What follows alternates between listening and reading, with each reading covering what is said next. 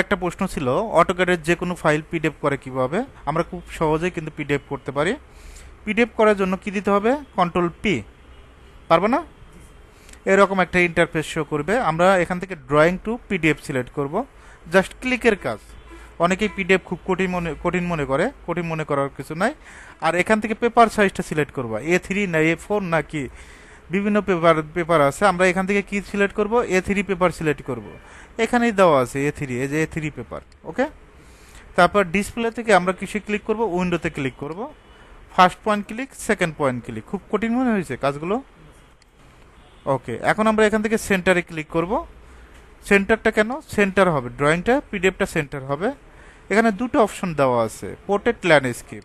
তোমার কাজের জন্য যেটা প্রয়োজন হবে, যদি ল্যান্ডস্কেপ প্রয়োজন হয় ল্যান্ডস্কেপ ক্লিক করবা। তারপর পিবিতে ক্লিক করে মাউসের রাইট ক্লিক করবা, প্লটে ক্লিক করবা। এখন এটা তো নাম দিতে হবে নাকি? নাম দিচ্ছি ক্যাট বিডি নামে।